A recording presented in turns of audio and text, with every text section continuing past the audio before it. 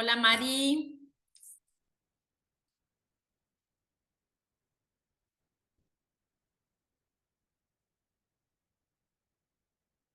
¿me escuchás? Hola, ¿Cómo ¿se me estás? escucha? Ahí me... Ay, bien, espera que no te escucho. Ah, eso te iba a decir, a ver si me escuchabas bien. Espera,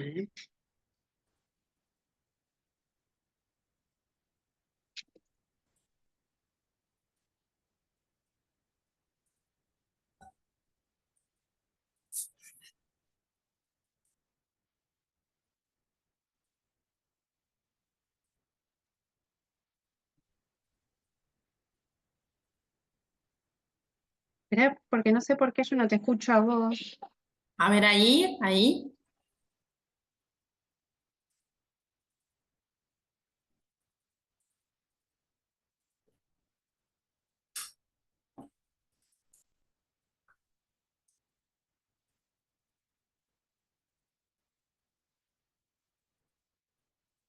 Yo ahí sé que estás hablando porque te veo que gesticulás, pero no te escucho. No, no, es que estaba muteada, Ah, ok. pero no sé por qué no te escucho. A ver, voy a sacar los auriculares, por ahí es eso. A ver ahora. Yo te escucho perfecta. Sí, pero yo no te escucho.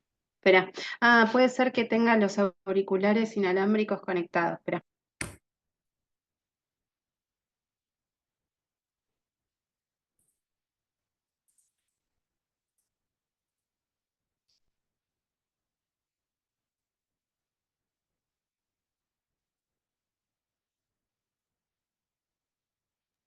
A ver ahí, Sole, si te escucho.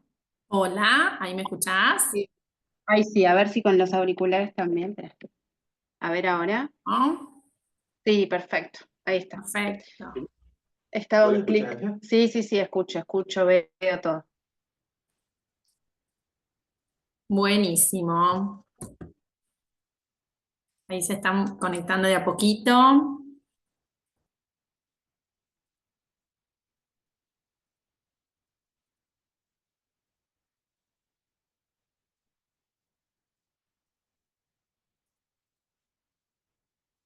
No, ahí no te estoy escuchando, estás muteada.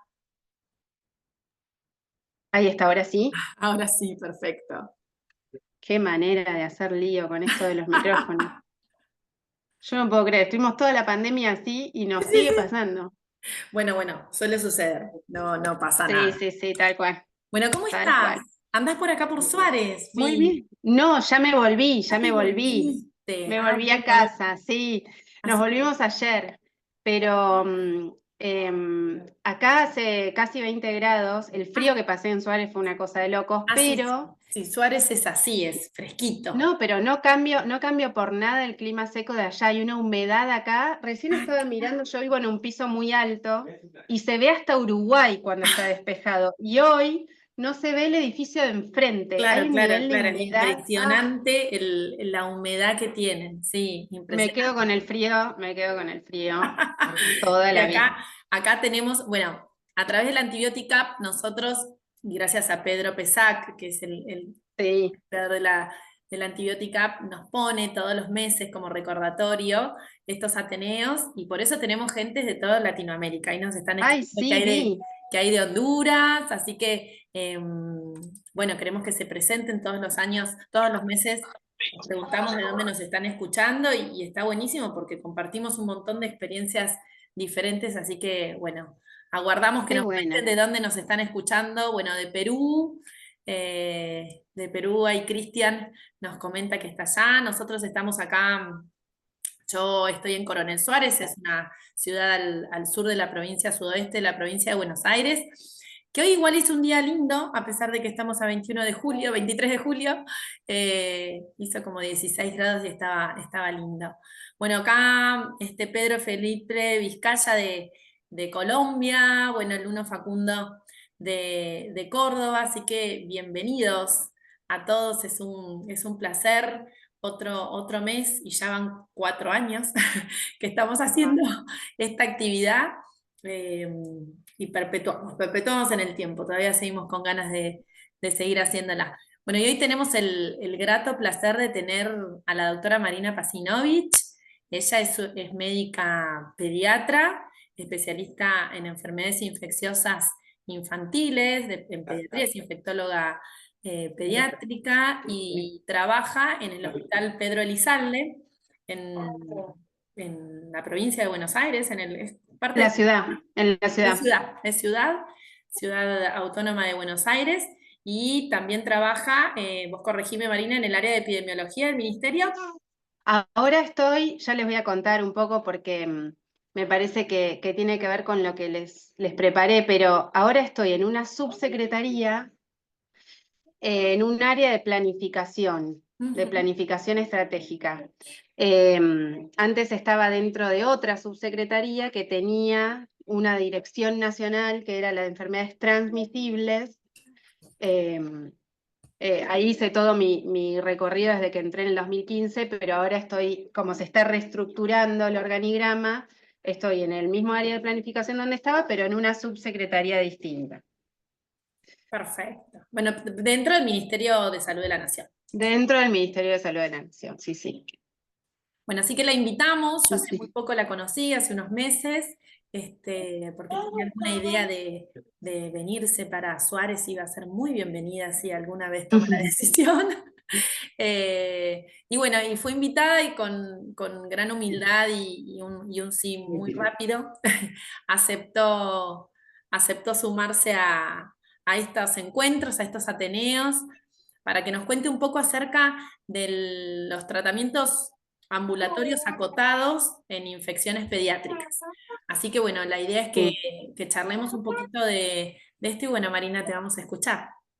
Y muchas Dale, buenísimo, gracias, Sole. muchas gracias. No, me encanta, sabes que sí, acepté rápido porque me parece que el espacio está re bueno, porque tiene un alcance que no tiene ninguna otra actividad, o sea, estos encuentros que se generaron más que nada con la pandemia y que tuvieron que ver con una necesidad, Absolutamente. em, ahora tienen un alcance que no dimensionamos, me parece, pero esto de que se esté conectando gente de toda Latinoamérica, y yo vi otros encuentros a los que no me pude conectar, pero los vi después, como los de dengue y qué sé yo, que tienen un nivel de llegada que es muy impresionante, así que, y además lo interdisciplinario y la variedad y las diferencias de voces y de puntos de vista está buenísimo, así que sí, claro.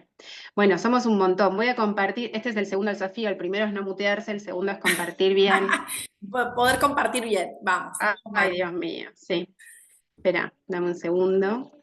Ah, y de fondo van a escuchar que yo tengo una beba de 1 año y descubrió que puede hablar y está full, así que está acá muy cerquita y la van a escuchar. Si ustedes llegan a necesitar que la mutee, me avisan. No hay Pobre ningún cosa. problema. No, vamos a escucharte a vos con mucha atención. Bueno, ahí vamos.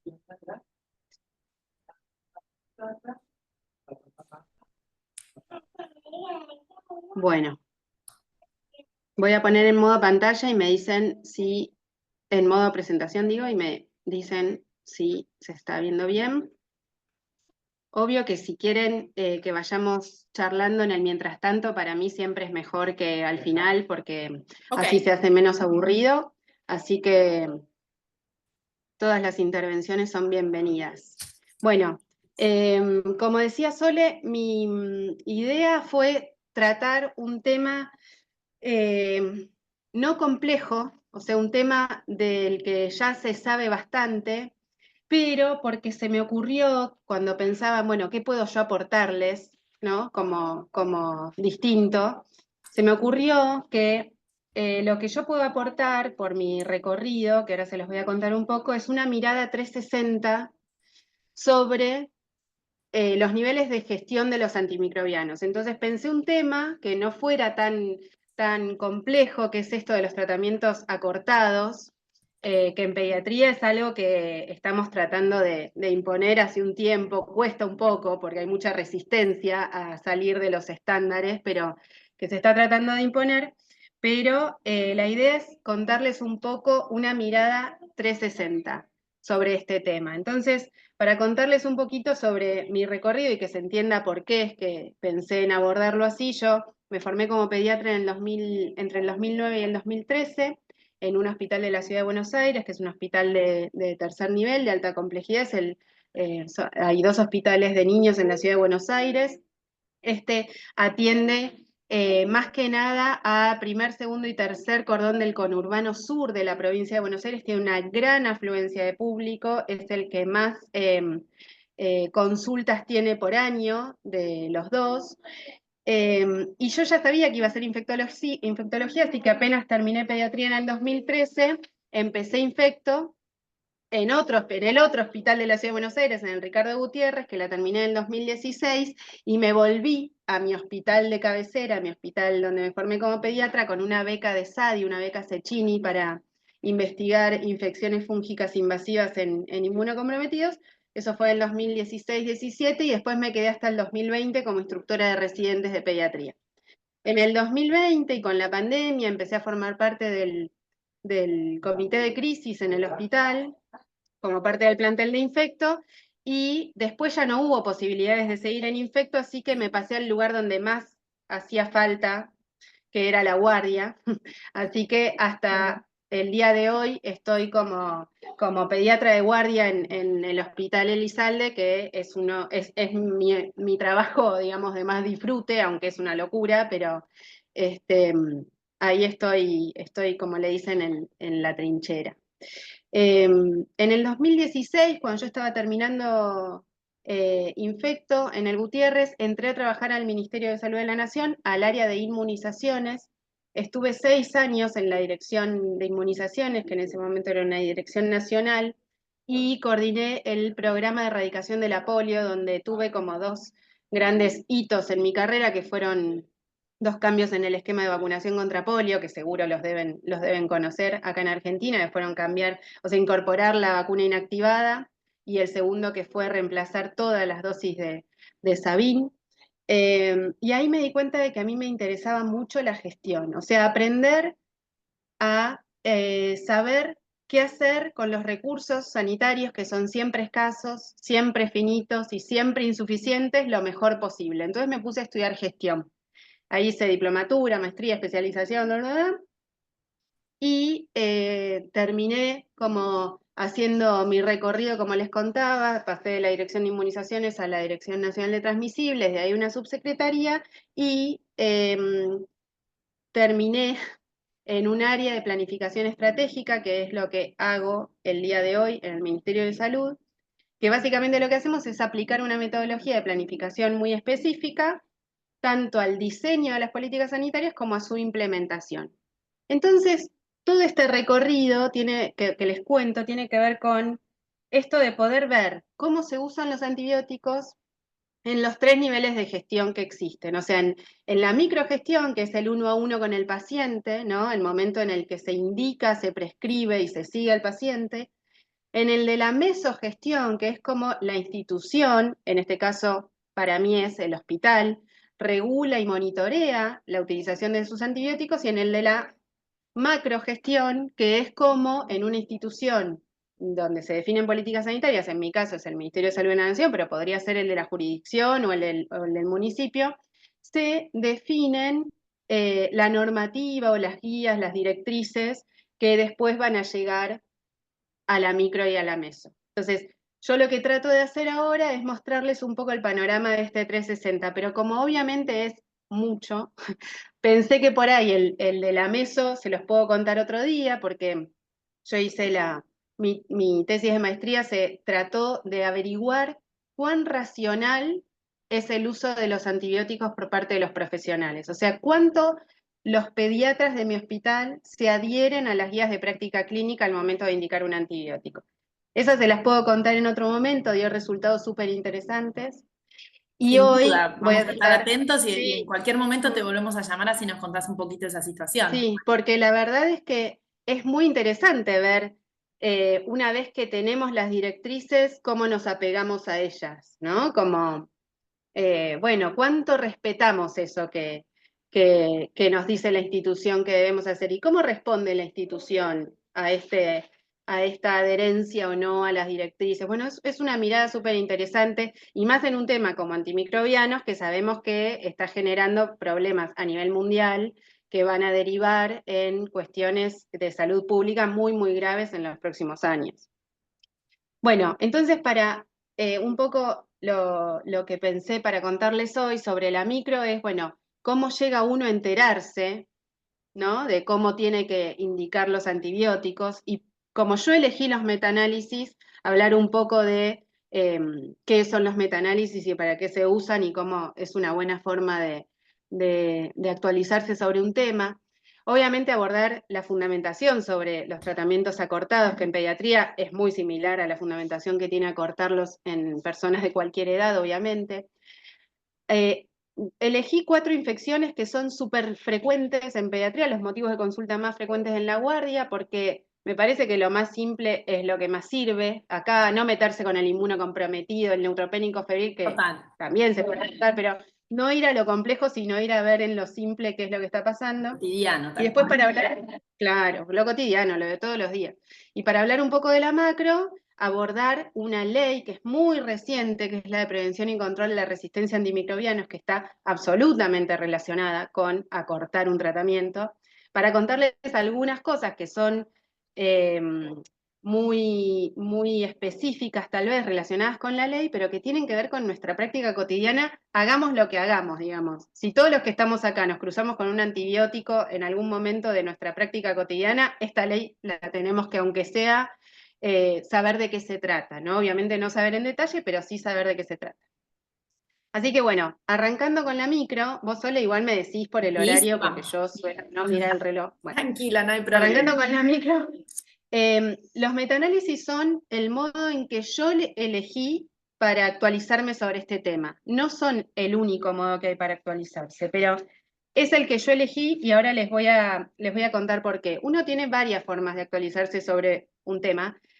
Algunas formas son más individuales, ¿no? Buscar por cuenta propia o recibir artículos que te manda un compañero que te dice, che, me enteré de esto que es nuevo, y entonces te lo pasa, entonces lo lees y entonces sacas alguna conclusión.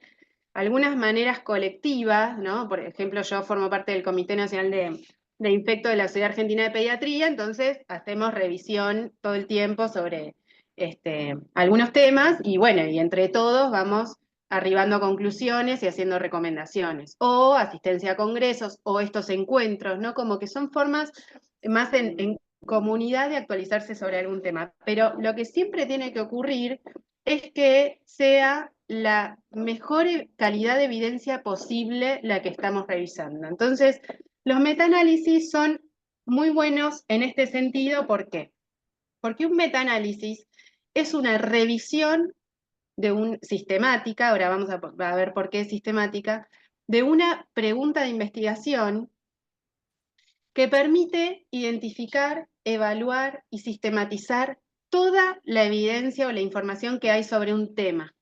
Pero no solamente resumirla, sino que compararla y sacar conclusiones. Todo eso lo hace un metaanálisis. Entonces yo puedo tener resumido por ahí en un artículo un poco más extenso, ¿no? No sé, 10, 15 páginas, pero puedo tener resumidos 600 artículos.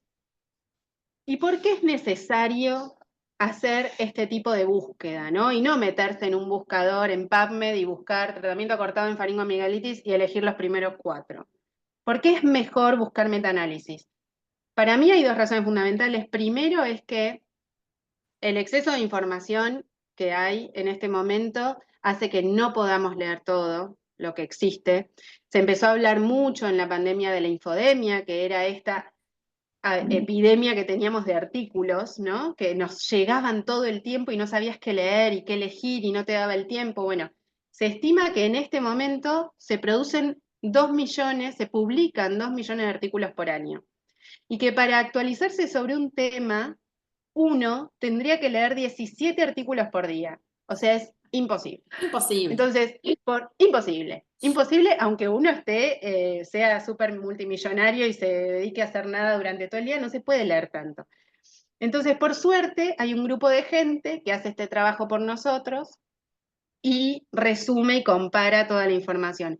Y el segundo tema es que analizar metodología y ver si el artículo está bueno o no está bueno es muy difícil. Y también no somos todos metodólogos, y entonces tenemos que entregarnos a lo que otros expertos en metodología analizan y confiar en lo que ellos nos dicen que es buena calidad o mala calidad. Porque uno solo analizar la calidad de los artículos es muy complicado. Aún para los que hacemos investigación, a veces nos comemos chascos y leemos cosas que tienen mucho sesgo, mucho error, y si no nos damos cuenta, pasan por alto. Ahí Sí, les puse un link abajo que es el... Sí, ahí justo dime, María José Romaris pone que la calidad de lo publicado también es cuestionable muchas veces porque hay mucho y poco a veces de calidad. Entonces, bueno, un poco lo que decías, exacto. ¿no? Exacto, tenés que estar súper atento. Hay muchos sesgos, después esto lo podemos ahondar, pero el sesgo es un error sistemático, ¿no? Un error que se comete durante muchos momentos en la producción de un artículo. Puede haber sesgo de, no sé, selección de la población, porque yo decido que a estos les doy este medicamento y a estos otros les doy esto porque me conviene o porque es más fácil. Hay otros sesgos que son en la publicación de los resultados. Bueno, yo elijo que de todos estos resultados voy a publicar estos que me dieron mejor y que confirman la hipótesis que yo tenía, porque estos otros que me dieron más o menos no me conviene. Bueno, de eso hay un montón. Y hay mucha publicación basura y mucha... Entonces, es mucho mejor para mí, que tengo poco tiempo para actualizarme, confiar en que otro ya, que se dedica a esto, que le pagan para esto, que se formó en metodología, ya analizó la calidad y me dice si es bueno o malo. ¿Cómo se hace un metaanálisis? Bueno, es un grupo de gente que se dedica a, primero, preguntarse, hacerse una pregunta sobre algo que necesita responder, ¿no? Esa pregunta tiene un formato muy específico, se llama PICO o PICOR en castellano, ahora les cuento qué es esa sigla. Y esa pregunta lo que va a permitir es definir, seleccionar algunas palabras clave que se meten en los mega buscadores. Algunos son muy conocidos como esta librería Cochrane o la Trip Database, que son mega buscadores, o buscadores más habituales como PubMed de Medline o Embase o Lilacs, qué sé yo. Se meten ahí esas palabras clave que van a traer todos los artículos que contengan esas palabras, que se definieron con la pregunta que me formulé previamente. Este grupo de gente lo que hace es, recibe todos esos miles de artículos y evalúan la calidad metodológica de cada uno y seleccionan los que cumplen con los criterios de legibilidad que definieron también previamente. Ellos antes dijeron, bueno, yo voy a elegir solamente los que cumplen con los criterios que para mí son muy importantes, que sea un estudio clínico randomizado, controlado, que sea doble ciego, que sea aleatorizado, bueno, no sé, definen un montón de criterios que para ellos son importantes y ahí hacen la primera gran limpieza. Y una vez que tienen los artículos que definieron que tienen buena calidad metodológica, extraen los datos, que son los resultados, los analizan, los comparan y te presentan los resultados. Hermoso, hicieron todo el trabajo por vos. Después está en uno evaluar, como leerlo criteriosamente, ver si me sirve o no me sirve, etc. Ay, esperen que no me... Ahí está. ¿Qué tipos de estudios son los que incluyen estos metaanálisis? No es que incluyen cualquier cosa, una revisión de la literatura o un reporte de caso, no. Buscan los que mejor calidad metodológica tienen, que son los RCT o ensayos clínicos controlados y aleatorizados, que son los que mejor calidad tienen, o sea, son los que cumplen con algunas cosas que para nosotros son muy importantes, que son que sea veraz y sobre todo que sea reproducible. Porque a mí lo que me interesa es que si el resultado que me dan, que les dio en una universidad de Massachusetts, no sé qué, sea reproducible en mi población, porque si no, no me va a servir. Bueno, estos estudios que están hechos con este tipo de calidad metodológica cumplen con una característica que es súper importante, que es que sean reproducibles en cualquier medio. Bueno, esto de la pregunta pico es súper simple y para mí está bueno contárselos porque yo cuando aprendí a cómo preguntar lo que quiero saber, se me simplificó bastante la vida, ¿no? Porque a veces uno dice, bueno, a ver, Sole me invitó a participar, yo quiero hablar de tratamientos acortados en pediatría, y no puedo poner en el buscador tratamiento acortado de pediatría, porque me va a aparecer cualquier cosa. Claro. Entonces, claro, si vos no te formulás bien la pregunta, porque todavía no tenés bien en claro, lo más probable es que después recibas cosas que no te van a servir. Entonces, hay un esquema que es este pico, que es muy simple y sirve para buscar exactamente lo que necesito en cada momento. Entonces, PICO es una sigla, la P es de paciente, población o problema, es decir, cuáles son las características de ese paciente o de la población o cuál es la enfermedad que quiero estudiar. La I es de intervención, porque siempre los ensayos clínicos tienen que ver con una intervención que hace el investigador. No son observacionales de yo miro a ver qué pasa y después trato de sacar conclusiones. Son estudios que tienen intervención del investigador. Entonces, ¿cuál es esa intervención que estoy considerando para ese paciente, población o problema de la P? La C es una comparación, siempre te pide que sea algo versus algo, que puede ser un antibiótico versus un placebo, un antibiótico versus otro antibiótico, pero siempre que compares dos cosas. Y lo otro que está bueno, que a veces no lo incluimos en nuestra forma de pensar, es qué resultado quiero analizar, cuáles son los desenlaces que quiero incluir, que puede tener que ver con los cambios en la morbilidad, cuántos años más va a vivir esa persona, cuándo se le van a terminar los síntomas, cuándo va a dejar de tener fiebre, pero siempre hay que pensar en cuál es el desenlace que yo quiero averiguar. Entonces acá se me ocurrió pensar entre todos, si les parece como ejercicio, solo te invito a romper el hielo, para una infección, para el tratamiento cortado, una infección en pediatría, ¿cómo debiera formular la pregunta? A ver si se les ocurre, el que tenga ganas, así, A ver. para romper el hielo. Hay más de 70 personas conectadas. A ver si alguna Perfecto, se se le le ocurre. ocurre. A ver. Bueno, yo no sé cuántos son pediatras, pero, o atienden niños, no pediatras, atienden niños, pero para la definición de la P hay algo que es re importante en pediatría, que es dejar afuera a los neo.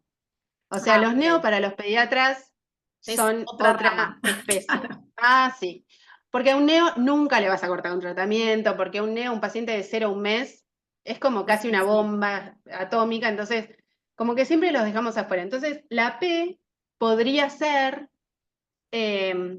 persona o niño o niña de 1 mes a, por lo general nosotros hacemos hasta 18 años, ¿no? 18. Algunos casos particulares, claro. Algunos casos particulares hacemos a menos edad porque no nos interesa. Por ejemplo, no sé, yo ahora les voy a mostrar neumonía. Neumonía busqué hasta 5 años, porque por lo general la neumonía aguda de la comunidad hacemos las búsquedas, las actualizaciones las hacemos hasta 5 años.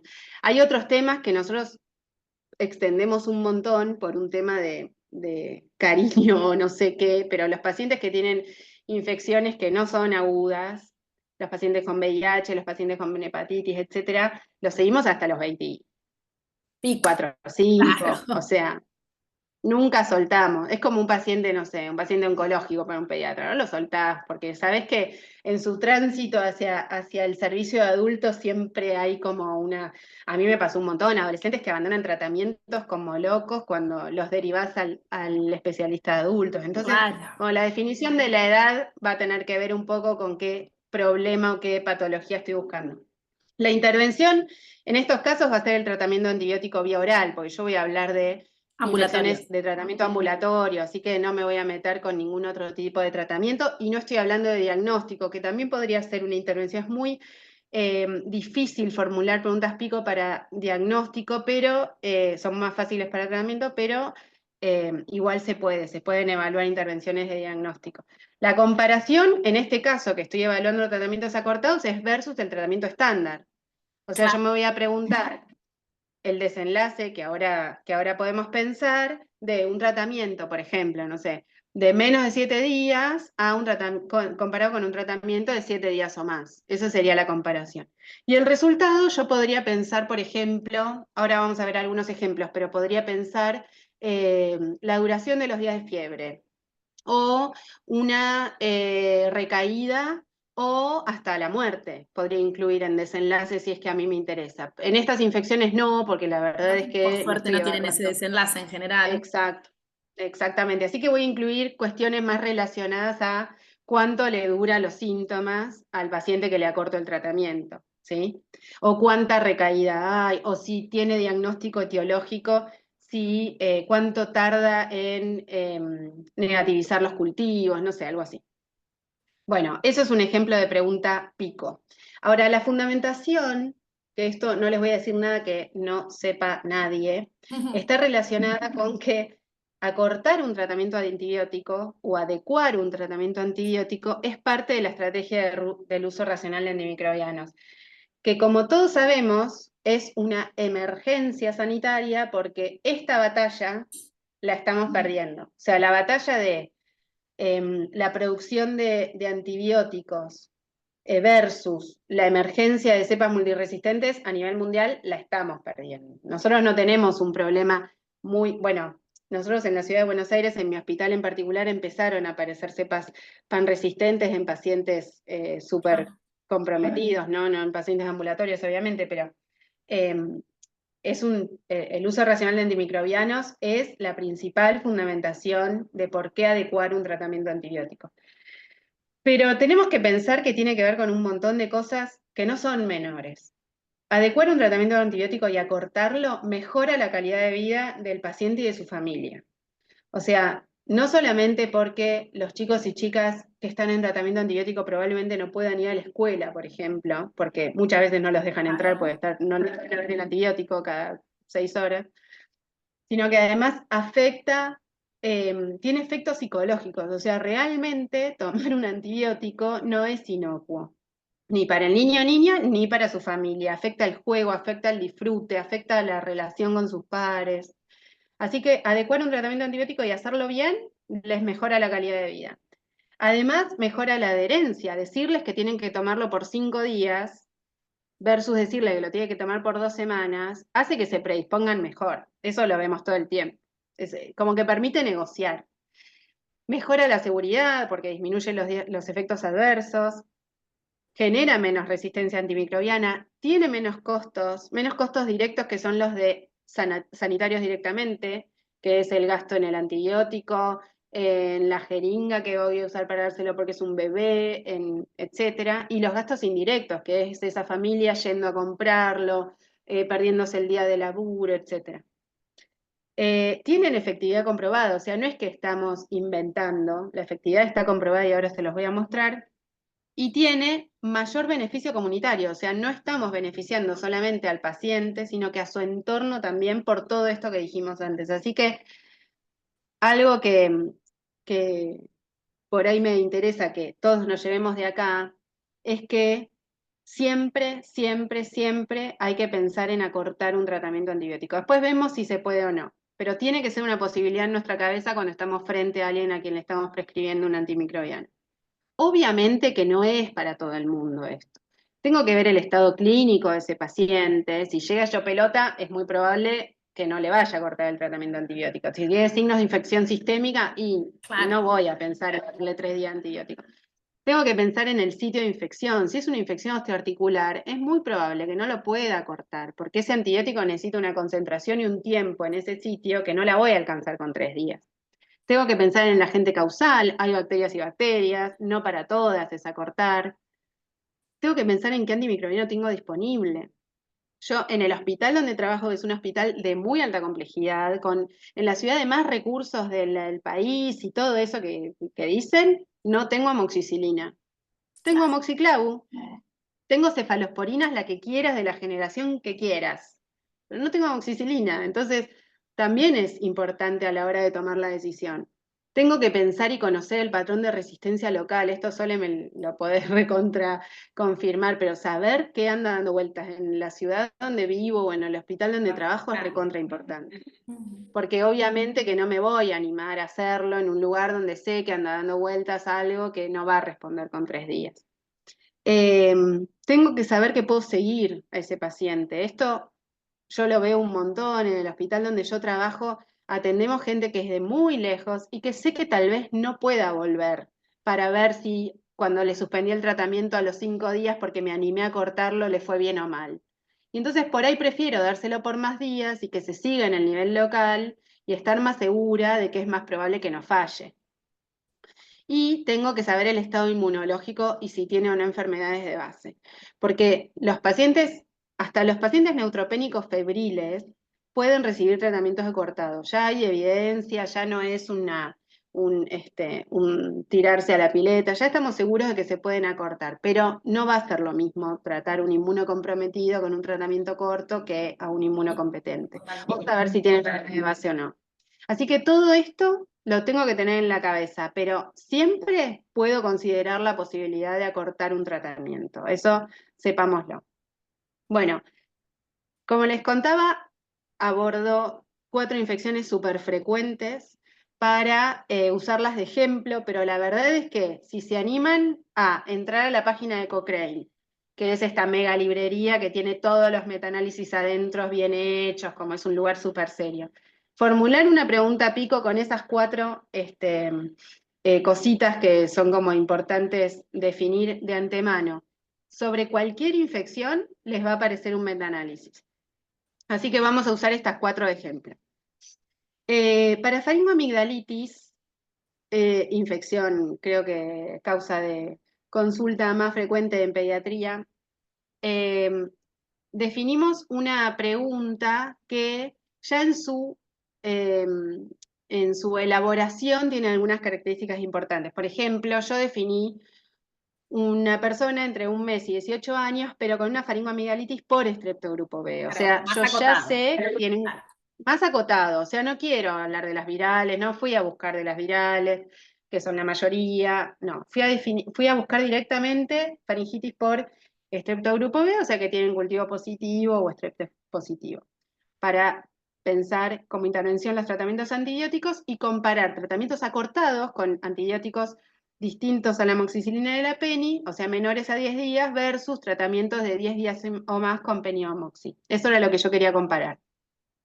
Y los resultados que quería, bueno, los resultados los dividí en primarios y secundarios porque hay algunos que para mí eran más importantes, entonces los puse como primarios, y si no estaban, sacábamos ese estudio, lo sacaban ellos, no yo. Y los secundarios, que sí estaban buenísimos, pero que si no estaban, no importaba, el estudio entraba igual. Entonces, como primario, busqué el número de días de resolución de los síntomas. O sea, yo quiero saber cuántos días de fiebre y de dolor de garganta tiene un niño o niña, o joven, adolescente, con menos de 10 días, con un antibiótico distinto a la amoxicilina versus 10 días o más de amoxicilina. Y cuando puse esa pregunta, trajo 107 estudios identificados, pero solo 20 fueron incluidos porque cumplían con los criterios estos de calidad de la evidencia que a mí me interesaba, y esos 20 estudios eran 13.100 pacientes, o sea, era un montón, era un caudal de pacientes que no lo tiene un estudio individual. Entonces, seguro que la fuerza de la recomendación que me pueda dar o que yo saque con estos resultados va a ser más fuerte que la de algún estudio que haya encontrado por ahí. Bueno, y resulta que el tratamiento acortado tiene menos días de fiebre, 0,3, o sea, menos de mediodía, pero bueno, es un resultado. Medio día menos de dolor de garganta, menos riesgo de falla clínica temprano. Esto del OR o el RR, no importa, lo puse ahí, pero es una forma de medir el riesgo que tengo de un desenlace o de un fenómeno si me expongo o no me expongo a una variable. Pero tenía menos riesgo de falla clínica temprana, mejor adherencia, como decíamos, porque son menos días de antibiótico y otros antibióticos, pero tenía un poco más de riesgo de falla bacteriológica. O sea, cuando yo le repetía el cultivo, volvía a dar positivo. Claro. Muy poquito, es 1,3 de odds ratio, que lo podemos charlar, es apenas 0,3 más de riesgo que el que no le acorté el tratamiento. Y como eran otros antibióticos, tenían más efectos adversos, ¿sí? Podían tener más diarrea, más vómitos, más dolor abdominal, igual en todos los casos fueron autolimitados. Y no encontró diferencias entre los tratamientos acortados y los no acortados en la falla bacteriológica temprana en todos los casos menos cuando usaron acitro por 3 días. Acitro por 3 días no erradicó nada el estrepto de la garganta. Ese fue el único que les dio mal. Todos los otros, tratamiento menos de 3 días con otros macrólidos, erradicaron igual que Penny o Amoxi por 10 días o más. Que ese es un tema re importante, sobre todo el año pasado que tuvimos, yo no sé si a ustedes también les pasó, pero teníamos una faringitis atrás de otra en el mismo paciente, Sí, no sí, sé, que 2 o 3 recurrentes, claro. recurrentes que le volvían a aparecer y te decían, doctora, no me trató bien. Bueno, te hice 10 días de penicilina. O sea, ¿cuántos días más necesita este Claro. bicho para desaparecer? Bueno, no hubo diferencias cuando se analizó estadísticamente, no había diferencias entre acortar el tratamiento y no acortarlo. Así que hay que evaluar un montón de otras cosas, ¿no? Para ver por qué ese paciente siguió teniendo positivo el cultivo. Pero no debiera ser que hizo un tratamiento con otro antibiótico o un tratamiento en menos de 10 días. Igual lo que hacemos todos es repetirle el tratamiento y Claro. cumplir las 2 semanas, porque bueno, nos da. Pero la verdad es que la evidencia nos muestra que no hay diferencias entre cortarlo y no cortarlo. Tampoco hubo diferencias en la recurrencia clínica tardía, o sea, cuando yo veo ese paciente después de las 12 semanas de tratamiento, los que acortaron y no acortaron no tuvieron diferencias en tener más recaídas o reaparición de los síntomas. Y tampoco hubo diferencias, y esto es re importante, en la aparición de complicaciones no supurativas del estreptococo de forma tardía. A ver, el gran cuco de la faringitis por estrepto son las complicaciones supurativas y no supurativas. Las supurativas, el flemón periamigdalino, el absceso, la mastoiditis, etc. Y las no supurativas, que son las inmunomediadas, o sea, no son por el bicho, sino son por la respuesta inmune, que son la glomerulonefritis, la fiebre reumática, la artritis, etc. Ese es el gran cuco, digamos. La evidencia muestra que tratar con otros antibióticos por menos de 10 días o con Penny-Amoxi por 10 días o más no tiene diferencias en cuanto a la aparición de este tipo de complicaciones. Entonces, ¿qué concluye este grupo que hace este metaanálisis? Dice, el tratamiento cortado es seguro y es eficaz comparado contra los 10 días de Penny-Amoxi.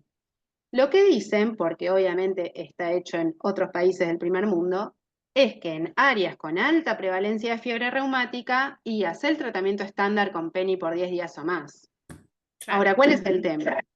Que eso de la alta prevalencia de fiebre reumática, nosotros, por ejemplo, en Argentina, no sabemos cuál es nuestra prevalencia de fiebre reumática. Entonces no sabemos si estamos en países de alta, de media o de baja. Lo que sí sabemos, y esto sí está como recontraescrito, es que a partir de que se incorporó el uso de Penny para la faringitis, la prevalencia de la fiebre reumática bajó drásticamente.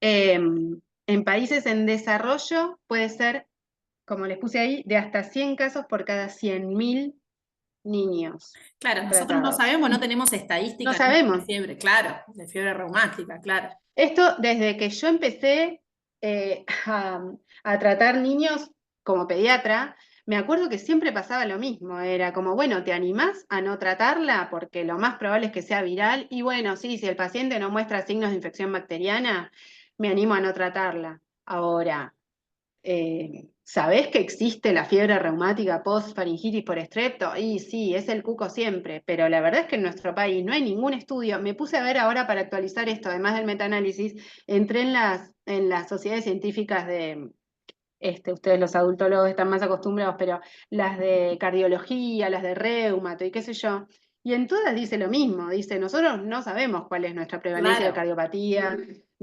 así que nosotros estaremos o no en ese grupo de alta prevalencia de fiebre reumática, no lo sabemos, pero sepamos que en cuanto a eficacia y seguridad, hacer un tratamiento más corto de 7 días con un macrólido debiera ser igual que hacerlo por 10 días o más con amoxicilina. Otra infección que por ahí no es tan frecuente como la faringoamigdalitis, pero es la primera causa de prescripción de antibióticos en pediatría, es la otitis media. La otitis media, yo definí acá 1 mes a 18 años con diagnóstico clínico, a diferencia de la faringitis que le había puesto el laboratorio, acá solo diagnóstico clínico de OMA, como intervención tratamiento antibiótico y como comparación menos de 7 y más de 7. Como resultado busqué persistencia de síntomas, recaída o recurrencia, porque acá como no hice laboratorio de ningún tipo, solamente quiero saber cuánto persiste el dolor, la supuración, etcétera, y si recae o no recae después del tratamiento. Vinieron con esta pregunta 4.175 estudios, o sea, a la gente le interesa mucho Claro, hablar una del otitis tratamiento media. antibiótico en loma. Exacto, porque es la primera causa de prescripción. Ahora, cuando seleccionó este grupo de Cochrane por los criterios de elegibilidad, solamente lo cumplían 49 estudios, eran de alta calidad. Y eso eran 12.000 pacientes, o sea, un montón. Pero bueno, miren cómo se redujo la cantidad de estudios, ¿no? Si yo hubiera puesto mi búsqueda sola, por ahí me traía un montón que no me iban a servir. Claro. Bueno, como resultados del tratamiento acortado, menos de 7 días, más de 7 días, recuerden, acá tiene mayor riesgo de falla en los primeros 20 días. Cuando te pones a leer el estudio, resulta que a partir del día 20 ya el riesgo de falla se iguala entre los que recibieron tratamiento acortado y los que recibieron tratamiento estándar. Así que esto del mayor riesgo es para tomarlo medio con pinzas. Tiene menos efectos gastrointestinales, esto lo van a ver siempre, que vean un tratamiento acortado, van a ver que tiene menos efectos adversos. Tiene mejor adherencia, también lo vamos a ver siempre.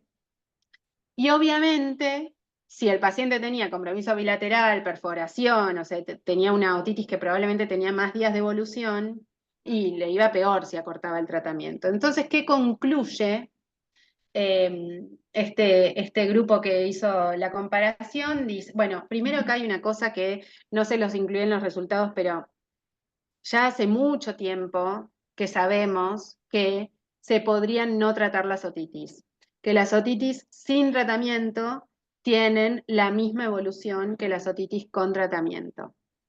Sin embargo, creo que no conozco a nadie, Que no ningún las trate. colega, que no las trate, a nadie, porque nadie se va a animar a mandar a un chico con mucho dolor, que le chorrea pus, que por ahí tiene un poco de fiebre, qué sé yo, sin antibiótico a la casa, porque además los padres comen crudo, o sea, hay que estar en ese momento, ¿no? Totalmente. Em,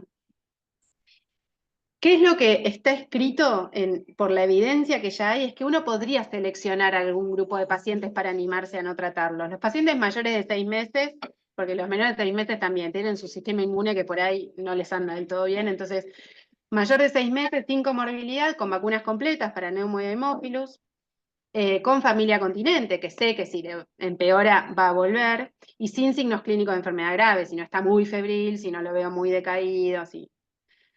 Y el tratamiento acortado, según estos resultados que vimos, es seguro y produce menos efectos secundarios, con menor riesgo de resistencia y tiene mejor adherencia. Entonces, podríamos pensar dos cosas acá. La otitis podría empezar a pensar en no tratarla, eso ya es un montón. Y aunque no me anime, podría empezar a tratarla una semana en lugar de 2.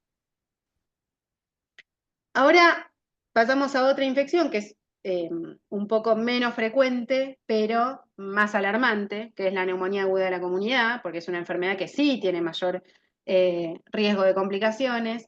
Acá la definí, como les contaba, en menores de 5 años, con una neumonía aguda de la comunidad con diagnóstico clínico y radiológico, que no está complicada, obviamente, como intervención en tratamiento antibiótico, y acá como comparación se van a desmayar, pero los artículos hablan de 3 días de tratamiento antibiótico versus 5 días o más.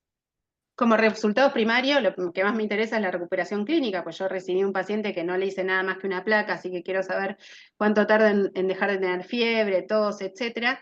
Y como secundarios, bueno, si le mejoró la saturación y si tuvo recaída o mortalidad. Con esta pregunta tuve 296 estudios identificados, pero solo 4 cumplían con criterios, 4 estudios, que son 6.000 pacientes. Para neumonía es un montón. Pero miren cómo la calidad metodológica achica un montón la cantidad de estudios que debería yo leer. Bueno, como resultados muy cortito, no hubo diferencias entre un tratamiento de 3 días. Yo no hago tratamiento de 3 días, ya se los quiero decir. O sea, no les voy a mentir. No hago 3 días para la neumonía aguda de la comunidad en ningún paciente. Pero no hay diferencias en cuanto a la cura clínica, ¿sí? O sea, que deje de tener síntomas, la falla al final del tratamiento, o sea que además de dejar de tener síntomas, sature bien y tenga todos los parámetros clínicos bien, o la recaída 7 días post tratamiento, o sea que vuelvan los síntomas una vez que mejoraron. Esas 3 cosas no dieron diferencia. Entonces ellos lo que concluyen es que un tratamiento de 3 días con antibióticos es igual de efectivo que un tratamiento de 5 días o más para la neumonía aguda de la comunidad no grave en niños menores de 5 años. Así que se podría tratar de manera acortada porque reduce los efectos adversos, el riesgo de resistencia, mejora la adherencia, como ya vimos siempre las conclusiones Siempre es lo mismo, vuelven claro. a ti. Yo no hago acortada, pero bueno, también tengo una población con unas características muy especiales, como les contaba, gente que vive súper lejos en el medio del campo, que tal vez les cuesta mucho llegar al hospital, bueno, Sí, por pero ahí cada nosotros uno, en nuestra comunidad la situación es totalmente diferente. Acá en los claro, pueblos más lo podés chicos, en ver, donde el acceso a la salud es mucho más fácil, la población es exacto. mucho más chica, los pueblos del interior tenemos otra realidad, ¿no? Exacto, exacto. Por eso, siempre tener en cuenta a qué población me estoy acercando. Em, bueno, y la última que elegí es la infección del tracto urinario. Acá eh, como población también sacamos a los menores de 3 meses, que gente complicada, hasta los 18 años, con urocultivo positivo. Acá sí sumé estudio de laboratorio. Intervención del tratamiento antibiótico bioral, la comparación, también súper corto, 2 a 4 días versus 7 a 14, que es lo que habitualmente se prescribe. Y como resultados, buscamos la persistencia de los síntomas y la bacteriuria al final del tratamiento, o sea, cuando le repito el urocultivo al final del tratamiento, si lo negativizó o no. Y los estudios acá incluyeron un seguimiento mucho más largo, que en los anteriores no estaba, que es la recaída a 15 meses después del fin del tratamiento. Y como secundarios, acá se evalúa adherencia, que está bueno, que los otros no, el desarrollo de la resistencia, porque obviamente tengo urocultivo, y los costos y los efectos. Para Ah, nosotros, no. ahí Los está. costos y efectos adversos. Se trajeron 636 estudios y solamente 10 fueron incluidos con 656 pacientes. También como es una infección menos frecuente que además requiere un estudio de laboratorio, este número no está. Bueno, resultados. No hubo diferencias entre el tratamiento acortado de 2 a 4 días de tratamiento versus 7 a 14 días para la persistencia de la bacteriuria al final del tratamiento. O sea, si yo le repitiera el urocultivo al cuarto día a todos estos niños, todos debieran estar negativos. Y tampoco para la recurrencia 15 meses después. O sea, acortarle el tratamiento antibiótico no genera más riesgo de tener otra infección urinaria por lo menos un año después del fin del tratamiento. Ahora, hubo un montón de cosas que no pudieron analizar. No tuvieron datos para analizar diferencias en la resolución de síntomas, porque evidentemente el número de pacientes que se evaluaron en estos 10 estudios no fue suficiente, tampoco en la reducción de la presencia de bacterias resistentes, en la presencia de efectos adversos en los tratamientos acortados y en la mejora de la adherencia o en la reducción de costos. Estas últimas dos cosas son dos cosas súper difíciles de evaluar porque son estudios distintos, no es un estudio clínico Claro. sencillo, evaluar reducción de costos. Entonces, también, se los puse porque lo que está bueno es que los metaanálisis tienen una contra para mí, que es que evalúan estudios muy distintos entre sí. Entonces yo me puedo plantear que quiero saber todos estos resultados, pero después los estudios que compara el metaanálisis tal vez fueron muy diferentes en su diseño. Uno se planteó hacer el seguimiento 12 meses, el otro 2 años, uno ni siquiera hizo seguimiento, uno evaluó costos, el otro no. Entonces, eso que es la heterogeneidad en los estudios que incluye un metaanálisis es una de las limitaciones que tienen este tipo de comparaciones. Sin embargo, buscaron una forma de resolverlo, que es hacer algo que hacen ellos también, que es un análisis de homogeneidad. O sea, tratan de ver cuáles son los más similares entre sí e incluir solo esos. Pero aún así, es muy probable que con una búsqueda que incluyó en el principio 656 estudios, después no pude encontrar la respuesta que quería. Claro. ¿Sí? Eso es lo que les quería contar. Bueno, entonces ellos concluyen que todavía no hay suficiente evidencia que avale el uso de tratamiento acortado en infección del tracto urinario, acortarlo a menos de 5 días, pero, y esto es algo importante que también es algo que debiéramos empezar a considerar, que hay pacientes en los que sí se puede pensar en acortar. Para infección del tracto urinario, si es la primera infección en niñas que tienen menos de 5 años, que no tienen otras patologías, sí, de ningún tipo, ni en la vía urinaria ni de ningún otro tipo, y en las que voy a usar tratamiento antibiótico habitual, yo podría considerar hacer menos días de tratamiento. Pero que no debería considerarlo en otros pacientes que tienen mayor riesgo de complicaciones o mayor riesgo, o en áreas donde hay mayor riesgo de emergencia de cepas multiresistentes. Entonces, como decíamos antes, yo no sé si lo voy a poder acortar o no, pero pensarlo siempre según el paciente que tengo adelante. Ese es como un ejercicio que está bueno que empecemos a hacer. Bueno, Bueno, eso en cuanto a la... perdón, el slide anterior, yo que trato adultos y no soy Sí, pediatra, nosotros hacemos un poco esto, la primera infección urinaria en las mujeres, les hacemos tratamiento más acotado, que no tienen antecedentes, sin patología de la vía urinaria, ¿no? O sea, mirá cómo se va exacto. llevando Sí, a otro grupo etario, ¿no? En los adultos ya lo exacto. sabemos, y bueno, ahora se empieza a hacer ese análisis también en los chicos, en los niños. Siempre es desde los adultos hacia los niños la evidencia, Ujú. excepto, no sé, por ahí alguien nos puede decir alguna cosa muy específica que haya sido al revés el camino, pero siempre es de los adultos a los niños porque los estudios, por lo general, que Siempre se se hacen hacen en inicialmente niños, claro, se hicieron antes en adultos. claro, Y muchas veces no se hacen en niños, pero se usan estudios puentes, o sea, se infiere la respuesta en los niños según lo que ocurrió en adultos. Eso se hace mucho, por ejemplo, en vacunas. claro, como la de dengue, la Em, última, sí, claro, exacto, tal cual. exacto. Ujú. Entonces, después pasa algo similar también en adultos mayores, en embarazadas. Son como grupos poblacionales muy especiales en los que la evidencia llega mucho después que la que llega en la población de adultos sanos, digamos. Claro. Así que sí, está bueno eso que decís. Pero sí, a los niños siempre la evidencia les llega un poco más tarde. Pero bueno, yo cuando empecé pediatría, eh, casi que a la segunda ITU, a la niña o al niño lo pasabas por una máquina, le hacías hasta la videocisturetrografía, ya, pero como que entraba en una máquina diagnóstica para ver que no tuviera una super malformación porque había tenido su primera o su segunda ITU. Entonces sí, estamos mejorando un poco, como que Claro. nos estamos volviendo menos invasivos, más bueno.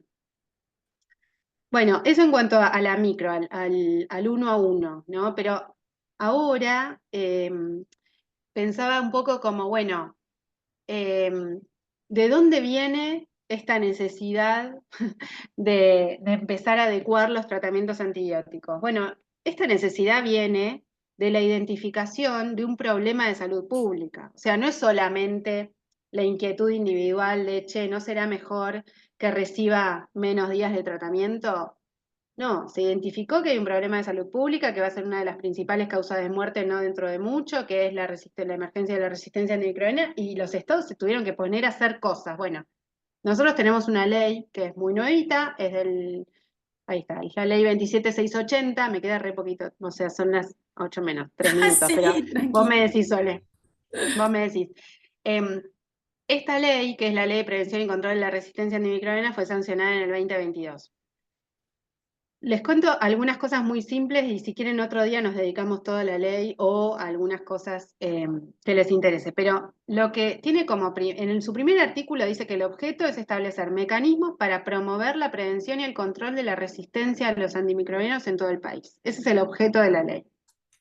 Y una de las cosas más importantes que tiene es que crea un plan nacional de acción para prevención y control de la resistencia antimicrobiana. O sea, no solamente dice tenemos que hacer algo, sino que define algunas directrices para que de manera no igual en todo el país, porque obviamente hay que definir algunas características propias de cada lugar, pero que sepamos todos qué tenemos que hacer. Obviamente esto sigue un plan que no es nuestro solo, que es un plan que se está llevando a cabo en todo el mundo y en la región específicamente, y que obviamente tiene la participación de organismos internacionales como la OMS o la OPS. O sea, no es que escribimos cualquier cosa porque sí, sino que nos basamos en planes que se están llevando a cabo en todo el mundo.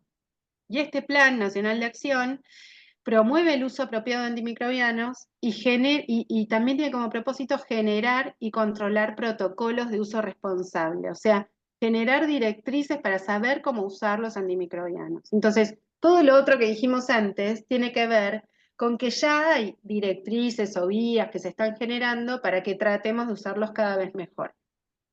Este plan tiene un componente 2, que es utilizar, el componente 1 es ampliar el conocimiento, o sea, ponernos a evaluar cómo se usan los antibióticos en nuestro país y qué tipo de resistencia tenemos. El componente 2, que es el que me quería focalizar hoy, es usarlos de forma óptima, de la mejor forma posible. Y acá se incluye no solo la salud humana, sino que también la animal y la producción agropecuaria, porque en este tema, en el de la resistencia a antimicrobianos, hablamos siempre del concepto de una salud. Porque los antibióticos no solamente los usamos en salud humana, sino que se usan en salud veterinaria y se usan en la producción agropecuaria como productores del crecimiento. El componente 3 tiene que ver con fortalecer la vigilancia y la investigación. Es fundamental saber cómo se usan en todo el país y para eso tenemos mecanismos de vigilancia que son muy interesantes. El componente 4 es reducir la incidencia de las infecciones asociadas al cuidado de la salud. Y el 5 es elaborar argumentos económicos. Obviamente, como es un problema de salud pública a nivel mundial, necesitamos tener argumentos económicos porque son los que los líderes tomadores de decisión más tienen en cuenta para tomar definiciones en política sanitaria. Entonces, solamente les quería comentar que para este componente 2, que es utilizar de forma óptima los agentes antimicrobianos, se definieron un montón de indicadores y uno de ellos, que es para mí el que más nos tiene que importar a nosotros, es desarrollar e implementar programas de optimización de uso de antimicrobianos, que son los PROA, tanto en hospitales, o sea, en centros grandes, como en los centros de atención primaria. O sea, un PROA, que es un programa de uso racional o óptimo de antimicrobianos, se puede hacer en cualquier nivel de asistencia sanitaria, no solamente en las grandes instituciones. Y lo que ya sabemos en Argentina, que tenemos poquito recorrido en relación al resto del mundo, pero ya tenemos datos, es que la implementación de los PROAS tiene un impacto directo en la incidencia de infecciones asociadas al cuidado de la salud. ¿Y qué números tenemos? Bueno, hay un estudio que es el Impactar, que nuclea 30 centros en todo el país, no son muchos, pero son 30 centros, 30 terapias intensivas, y lo que ya se vio en el Impactar es que el 73% usa de nivel muy básico o inadecuado o desarrolló a nivel básico o inadecuado su programa de uso de antibióticos. O sea, solamente el 30% de los PROAS son efectivos. Eso ya es un número, es muy llamativo, ¿no? Claro, porque nos ponemos a hacer cosas, pero evidentemente las estamos haciendo mal o de manera insuficiente. Y que el consumo de antimicrobianos obviamente fue significativamente menor en los que tenían PROAS avanzados o PROAS eficaces. Entonces, esto tiene que ver exactamente con lo que hablábamos antes, adecuar a un tratamiento, acortarlo, indicarlo solo cuando hace falta, indicar el antibiótico que es el adecuado, la vía que es adecuada, la dosis adecuada, se vio que se hace en los lugares donde más desarrollados están los programas de optimización. Un programa, y con esto termino y ya estamos, vamos a las conclusiones. Un programa de optimización de antimicrobianos requiere 7 cosas según dice la OMS, no nosotros. Ahí les puse el link. Compromiso y liderazgo de la institución. Responsabilidad, tiene que haber un líder que lleve a cabo esto, no tiene que ser el experto de no sé qué pelota, no hace falta, tiene que ser una persona que tenga ganas de liderar un programa y hacerlo seriamente. Tiene que haber farmacéuticos comprometidos, esto es fundamental, no somos solamente los que prescribimos, también está la farmacia atrás de esto. Tiene que haber acciones implementadas, que esas acciones pueden ser de varios tipos, pero tengo que llevar a cabo acciones para que se usen mejor. Seguramente les suena, pero bueno, hay muchas acciones de retroalimentación que pueden ser simplemente hacer un pase de sala, contarse los pacientes, o sea, tan básico como eso. O puede haber acciones restrictivas, que es que los antibióticos más costosos o más de última generación solamente los indiquen los especialistas y no cualquier profesional de la institución, o otras medidas como el autostop, que es que, bueno, lo podés indicar, pero solamente por 2 días, a los 2 días ya te lo suspenden y tenés que justificar con cultivos, etcétera. O sea, hay muchas acciones que se pueden llevar a cabo y que son parte del PROA. Tiene que haber como quinto componente seguimiento, monitoreo de las prescripciones. Tiene que haber elaboración de informes, tengo que poder contar lo que estoy haciendo. Ese informe tiene que ser periódico y le tiene que llegar a la gente que le tiene que llegar, a los directores, etcétera.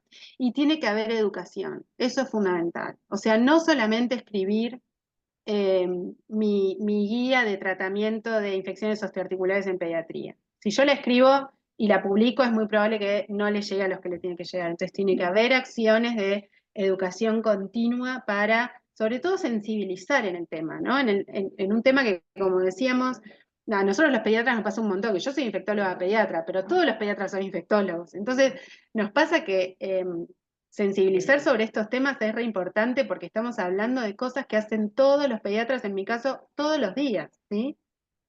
Bueno, para cerrar, algunas conclusiones sobre este tema. Sepan que hay normativa atrás de esto que es tan simple como pensar en acortar un tratamiento antibiótico. Hay normas atrás, hay leyes, hay marco normativo, que no están solos, digamos, que se puede pensar que tiene un contexto y que se está haciendo en todo el país en este momento.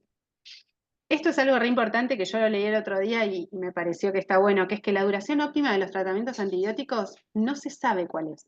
O sea, no es que porque alguien decidió tratar una ITU 14 días es esa la que funciona, ¿sí? Muchas veces es porque siempre se hizo así. Eso estamos recontra acostumbrados. Pero el tratamiento antibiótico de las infecciones más frecuentes, por lo menos en pediatría, no se sabe cuál es la duración adecuada. Siempre entonces consideremos acortarlos, aún en los pacientes inmunocomprometidos, como les decía antes, por ejemplo, en los neutropénicos febriles, porque hay evidencia, porque son eficaces y porque son seguros. Obviamente, siempre tener en cuenta sitio de infección, estado clínico, etcétera. No va a ser lo mismo, como decíamos, tratar una infección osteoarticular que tratar una faringitis, ¿sí? Los tratamientos antibióticos acortados permiten alcanzar igual efecto y tener menos complicaciones, como decíamos, menos riesgo de resistencia antibacteriana, generar menos complicaciones para el paciente, para su familia, mejorar su calidad de vida, así va mucho más allá del antibiótico en sí mismo. Y por lo que estuvimos viendo hasta ahora, aparentemente 5 días es eficaz en la mayoría de las infecciones, solamente que hay que meterse a leerlo para justificarlo con evidencia. Pero evidentemente 5 días es un buen tiempo de tratamiento. Y como reflexión final, el mejor tratamiento no es el más largo, nunca, ¿sí? Esto hay que seguir diciéndolo, sino que es el más efectivo en el menor tiempo posible para ese paciente en particular, teniendo en cuenta sus características propias y lo que tengo disponible para ofrecerle. Eso es todo, muchas gracias, seguro que los recontrabrumé, pero bueno, quería terminar a tiempo, sobre todo para hacer intercambio. Veo gente conocida, conectada, está Ahí está Luciana, mira. Luz, sí. Ay, bueno, Mari, muchísimas gracias. Muy clara, sumamente clara tu exposición. Eh, Realmente nosotros como infectólogos, yo soy infectóloga de adultos, bueno, ahí teníamos a la doctora Bellone del sur del país que nos acompaña. ¿Qué haces, Lu? Qué bueno que te pudiste conectar. Qué alegría. Estás muteada, veo que estás hablando. Hola, tarde pero seguro. No hay problema, viste que a veces el Marina, yo horario... no te explico cómo me juzgaste hoy de algunas otras cosas que no son solamente la infectología. No te escuché. La última parte no No te te oímos. imaginas no te imaginas cómo me desburraste hoy y no te estoy hablando de Ah, infectología, te estoy hablando de otras cuestiones como ¿te suena pico? Pico, ¿viste? Estoy muy con el temita de ¿Viste? las Estás pico muy y en los tema, estás muy nervios. en Sí, tema. estoy un poco Bien, insistente. En el Comité Nacional de Infecto de la SAP estamos como un poco estamos insistentes con como el un tema poco de la intensos, calidad de la metodología de los estudios de investigación. No, estamos fue intensos. buenísima, por más de que algunos ya lo conocemos, el refrescar y no todo el mundo tiene esa forma de hacer la búsqueda, así que buenísimo cómo nos recordaste, porque parece, ahora en la facultad, yo que di clases hasta hace poco, enseñan mucho en medicina a hacer las búsquedas de esta forma, ¿no? Ya los Exacto, estudiantes, a sí. diferencia de lo que nos pasaba a nosotros cuando estudiamos hace 20 años atrás o 15 años atrás, la búsqueda de evidencia científica se está haciendo de forma diferente, tal cual lo dijiste vos, así que es buenísimo siempre refrescar, y por más de que parece que lo sabemos, está bueno que lo volvamos a escuchar, y fuiste muy clara con todo esto. Y bueno, yo particularmente quería comentar que nosotras como infectólogos, acá hay varios infectólogos, es como una lucha constante que hay con nuestros colegas, también con los tratamientos antibióticos, ¿no? Cuando explicamos y tratamos de mostrar la evidencia de que tratamientos más largos, y la respuesta es, bueno, se lo dejo por las dudas, a mí me clavan una Viste que los daga en infectólogos el pecho. estamos para suspender, es una cosa de Ay, pero locos, pero no me Es digas una por las batalla dudas, porque por las constante, dudas de es qué, una ¿no? batalla constante, Es, es una batalla constante. Y 5 o 7 me dejan más tranquilos, y 10 me dejan más tranquila. sí. no, yo sé que por ahí es viral, pero el papá me está pidiendo y nada, le doy un antibiótico, eso es Bueno, como es algo que por ahí nos pasa a dolor. todos, ¿no? A todos los colegas tenemos esto de que tratamos de que el tratamiento se reduzca en días, y bueno, nuestros colegas, y en lo ambulatorio además no lo podemos, por ahí trabajando en un servicio dentro de una institución es más fácil porque trabajamos en grupo, pero el individual se nos pierde, eso no lo podemos Lo que es controlar. fundamental, yo creo que es un poco también lo que dijo Marina al final, que el tratamiento ideal y el tiempo ideal no existe, o sea, no menos de, ¿sí? Pero después se individualiza de acuerdo a cada paciente. O sea, en términos generales uno puede dar una cantidad de días, pero después también depende de cada paciente en particular. Y vos decís 3 a 5 días en peritonitis que no se complican. Anda a decirle a un cirujano que haga 5 días en peritonitis. No, ni me metí con las profilaxis quirúrgicas porque es No, como, no, No, porque es no. otro tema. Pero te estoy o los hablando nada más que de odontólogos, anda a hablar con odontólogos sobre Qué días de tratamiento. difícil, Perdón si ¿viste? hay odontólogos. 3 a 5 días peritonitis y nadie te quiere hacer 5 días. Entonces, es como complicado. Por eso es que uno habla de individualizar los tratamientos antibióticos a cada paciente. O sea, hay algunos que entran en el término general y otros que no. Sin Sí. duda, nada, desde el lugar donde nos toque trabajar, y por eso toda esta información es buenísima, uno trata de hacerlo lo mejor que puede. Con algunos colegas es más fácil hablar, con otros es un poco más difícil, algunos cuando uno le explica entienden perfectamente, otros cuesta un poquito más, pero bueno, por ahí Con la este tema, perseverancia, insistir y continuar, y siempre parece que estamos diciendo lo mismo, ¿no? Pero tenemos que continuar de esta forma. una de las cosas de las que habló Marina es de la nueva ley, de la ley del uso racional de antimicrobianos. Todas las instituciones públicas del país tienen que estar adheridas al VIDA. Y el VIDA hoy por hoy permite cargar el PROA también. O sea, está un poco limitado solamente a las unidades cerradas, a las unidades críticas, ¿sí? Pero por ahí existen otras formas de hacer PROA, no necesariamente en la plataforma VIDA o en la plataforma PROA, ¿sí? Entonces, hay instituciones, por ejemplo, la Austral tiene un Drive, una plataforma propia. Claro. Mientras exista el dato y uno pueda tomar información, hay que hacerlo. Nosotros lo estamos haciendo desde el año pasado, con unos altos y bajos ahí, con el tema del registro de datos y todas esas cuestiones, pero lo estamos haciendo. Lo que es importante es vigilar, estar pendiente, ir incorporando nuevas unidades, quizás ser menos ambicioso al principio, ir aumentando las unidades que vigila a medida que uno va logrando cierta expertise, pero lo importante es eso, implementarlo. Sí, sin duda que es El implementar. que nos enseñó a nosotros no nos habló de tomarlo como algo que baja el consumo, ¿sí? Como que es económico. El impacto económico llega al final. O sea, uno tiene que hablar de todos los beneficios, de la calidad de atención, los mejores resultados clínicos, la disminución de las tasas de resistencia.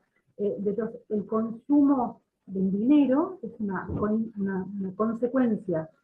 Entonces, uno hablar del PROA como algo que reduce los costos es una consecuencia y no un objetivo primario. Claro, Y nos y por ahí enseñaron. hay que marcar, Luciana, ¿no? El trabajo en conjunto, porque esto solo es Multidisciplinario. muy difícil lograrlo. Por eso cuando Marina Sí, tal decía cual. involucrar al farmacéutico, yo este año involucré mucho, mucho a la bacterióloga. A ver, trabajemos Claro, juntos, el infectólogo, el bacteriólogo, el farmacéutico, logrando un mejor programa de optimización de uso de antimicrobianos para nosotros. Ahora empezamos con un poco también en el servicio de internación, en donde es el grupo más grande de pacientes que tenemos. Siempre nos dedicamos como más a las unidades cerradas, la neonatología, la terapia intensiva, pero ahí hay un uso a veces desmedido de antibióticos que uno de a poquito, ¿no? Pero solos no vamos a lograr nada. Yo tengo claro que sola no llego a ningún lado, así que busquemos aliados, busquemos otros líderes para hacer este trabajo en conjunto. Veo que Ali Puscama de acá levantó la mano. Ali, ¿estás ahí? Sí, quería hacer nada más que un aporte de lo local. Nosotros en Mendoza tenemos un 30% de resistencia del estreptococo beta hemolítico del grupo A macrólidos. Y como claro. Marina ¿Viste? estaba hablando, o por lo menos lo que yo entendí, la comparación entre amoxicilina y macrólidos, la verdad nosotros tenemos disponibilidad, gracias a Dios, de amoxicilina y penicilina oral también. Así que lo que utilizamos es primera línea, o sea, Perfecto. amoxicilina o penicilina si lo hay. Lo que te quería preguntar, Marina, es cuántos días lo realizas en chicos que tienen riesgo porque hacen recurrencias de estreptococo beta hemolítico, ponele, en los chicos escolares, viste, los Mira, de 6 a 12 años. Yo no me animo a hacerle tan pocos días, le hago 7 ¿viste? días. Sí, mínimo, porque el año pasado, yo no sé si el anterior también, pero el año Claro, pasado hubo un brote. pasó un montón que tenían de vuelta el cultivo positivo al mes y uno decía, pero ¿cómo? Y sí, la verdad es que lo que se hacía era hacer mínimo 10 días, nadie le hacía menos de 10 días. Está bien, eso es Em, lo que quería, que te lo puse en sí, el chat, pero no lo nosotros, vi, perdón. la normativa, pues nosotros tenemos un PROA que hemos iniciado desde el Ministerio de Salud. Estoy trabajando con farmacéuticos, con la Dirección de Farmacología del Ministerio, y lo estamos haciendo en atención primaria. ¿Por qué? Porque la mayoría de los hospitales tienen infectólogos. Entonces, a ver, hay cierto control del uso de antibióticos. Lo que es atención ambulatoria, primero que hay un déficit de recursos humanos que ustedes saben es muy importante y déficit de pediatras.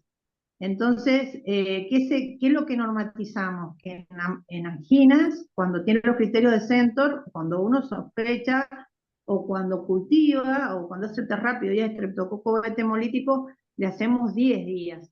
Porque la verdad, hemos tenido el año pasado, este año no hemos, todavía estamos entrando en el invierno, digamos, el frío acá, pero el año pasado, o sea, hasta con 10 días, veíamos chicos que te hacían la recurrencia de 2, 3 o más episodios. Bueno, también está el factor social, el hacinamiento, bueno, todo lo que vos quieras. Pero quería decirte esto, o sea, nosotros le hacemos 10 días y no utilizamos macrólidos salvo en alérgicos porque tenemos una alta resistencia de estreptococo beta hemolítico documentado, el 30% a macrólidos. Así que lo que vos decías es que tratar de documentar en infecciones urinarias, por ejemplo, que tratamos también de documentar, porque en chicos mayores, en adultos se usa mucho la ciprofloxacina, y vimos que tiene un 57% de resistencia. Entonces, tratar de documentar, digamos, y empezar con antibióticos de primera línea, furadantina, cefalosporinas, ampisulactán. También, o sea, no solo acortar, sino tratar de ver qué bacteriología está manejando tu lugar, porque nosotros en ambulatorio, que lo presenté en SADI el año pasado, no, el anterior, nos decían que teníamos mucha resistencia ambulatoria, para decir de 57% de Un Escherichia montón. coli resistente a ciprofloxacina es mucho. Y estamos hablando de pacientes no sesgados, o sea, no son pacientes que vienen con sondas ni inmunocomprometidos, son los pacientes de la comunidad que hacen sus infecciones urinarias, ¿sí? Entonces, Exacto. por eso estamos tratando de bajar la línea a los antibióticos de primera, a lo mejor los tendremos que ir rotando. Sí estamos haciendo este ejercicio de acortar el tratamiento de infección urinaria, si no es una pielonefritis, o pinta para pielonefritis los 3 a 5 días, como vos decías, y en neumonías, de acuerdo a la clínica del paciente, porque viste que en pediatría, a ver, si el niño requirió oxígeno, está internado, y le dieron el alta, completar las indicaciones como lo apuntó el médico de la internación, porque es el que evaluó el riesgo de ese paciente. O sea, si le puso 10 días o le puso 7 días, no lo cortamos. Ahora, si es un paciente que lo manejamos ambulatorio, no requirió una neumonía, suponte en un niño de 5 años, que no requirió oxígeno, terapia, que no tiene factores de riesgo, bueno, sí, ahí nos animamos a hacer 7 días, no menos de 7 días, porque yo te vi que vos me pusiste 5 días, nosotros la verdad no nos animamos a menos de 7. Pero viste que no les Sí, dio bien. Claro. Ellos analizaron menos claro, de 5 días y no les dio bien, así que claro, por eso, quería nada más manifestar mi experiencia, o sea, yo soy infectóloga pediatra hace muchos años, hace más de 30 años, no voy a decir la edad, estoy con las normas de sociedad de pediatría y todo, me parece perfecto, pero lo que vos decías al final es lo más sabio, o sea, como que hay que hacerle digamos, la ropa adecuada como un sastre a ese paciente, y sobre todo si es niño, porque en los adultos, viste, o los adolescentes tenés como un margen de, de compliance más grande, o sea, el paciente tiene más recursos para aguantar, pero el niño pequeño, el lactante, y en los medios que estamos manejando, como vos decías, no hay buen seguimiento, les cuesta volver a los 48 horas a ver cómo evolucionó. Estamos aportando cuando podemos tener buenos seguimientos, y sí lo que quería remarcar esto, que no utilizamos tanto macrólidos, sí lo utilizamos en sospecha de coque o coque documentada, o en neumonitis. Viste que vos a veces no puedes saber si es viral o neumonitis por micoplasma, ¿no es cierto? Porque no lo podemos documentar en lo ambulatorio, pero ahí sí le damos macrólido. Nada más ese pequeño comentario. Gracias. Excelente tu exposición. gracias, Ali. Es súper importante lo que decís, viste, es esto que hablábamos de conocer los patrones locales de resistencia, no es menor para nada, obviamente que hay que basarse siempre en eso. El paciente, lo que dispongo de antimicrobianos y los patrones locales de resistencia. Bueno, Ali, muchísimas gracias por tu aporte. Luciana, muchísimas gracias. También veo que andaba Pasanche, que también es un infectólogo de acá cerquita. Bueno, y queremos agradecer a todos. ¿Hay alguna otra pregunta que haya quedado en el chat? Me parece que no quedó ninguna. Te habían pedido el mail, Mari, pero ya lo pasaste, vi. Sí, ahí lo pasé Por ahí había recién. una Vi consulta. una pregunta que es qué pienso de las dosis únicas. Nosotros la verdad es que usamos dosis únicas en pacientes que sabemos que no pueden volver, eh, que no van a volver.